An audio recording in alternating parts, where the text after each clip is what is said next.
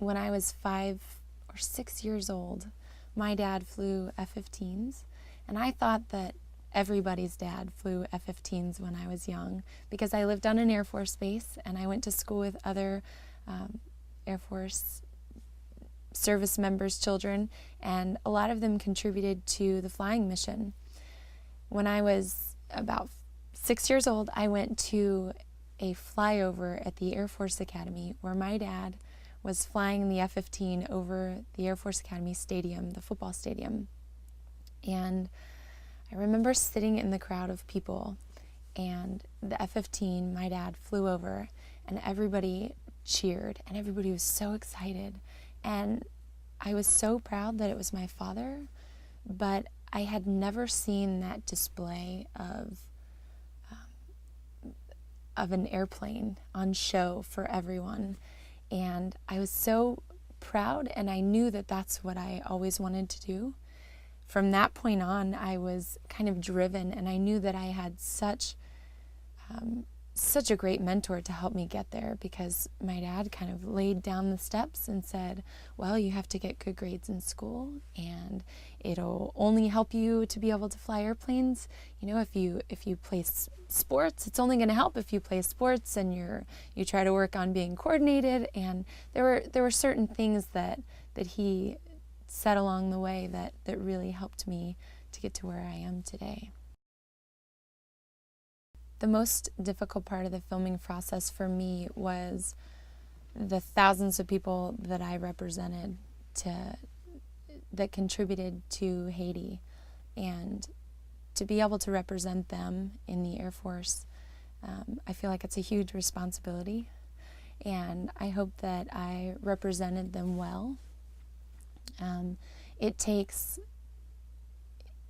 every person in the Air Force that contributed to the Haiti operation, whether it was the scheduling personnel at TACC, our big command and control center that figures out where the airplanes are going to be tasked from, or if it's the maintenance personnel that are working on the airplanes, or the airfield personnel that are ensuring that the airfield operations are open, the special operations people that were in Haiti that got dropped off, that were air traffic controllers ultimately for the planes to be brought in. There were so many people that were involved in making this mission happen. Flying for me is not about money. The technical skills that I could use in the airline industry, I choose to stay in the Air Force because I absolutely love our mission. I love the camaraderie of what we do, and I love the challenge of every mission that I go on. And when I show up in the morning and they tell me that the mission that I thought I was going to do has been changed for something that's more important or that's just different, I love the fact that the crew of people that are with me when we fly are all dedicated to accomplishing this mission. When natural disasters occur, our airplanes are often called upon to go into airfields that are austere airfields or places that airplanes can't get into with our airdrop capabilities.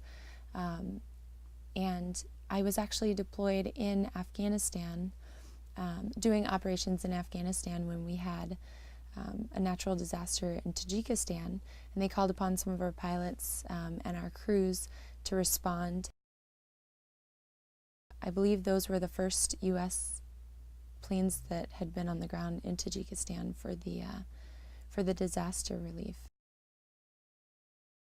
My airplane, the C-17, is designed for a various number of missions. It has very unique capabilities of stopping in very short distances and carrying really big loads of cargo. We can carry about 170,000 pounds of cargo in the back of the airplane. And we can travel about a third of the way around the world without refueling the airplane.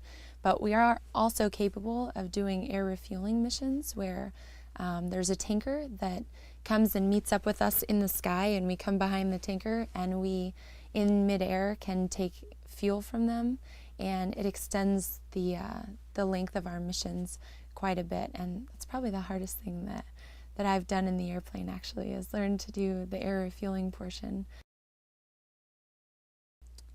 Rescue is a movie that has such a message of hope for people who are in horrible circumstances and these tragic events that have happened. And I think just knowing that there's people that are out there that have trained and that are prepared and very dedicated to helping those people who are in need, I think it's a really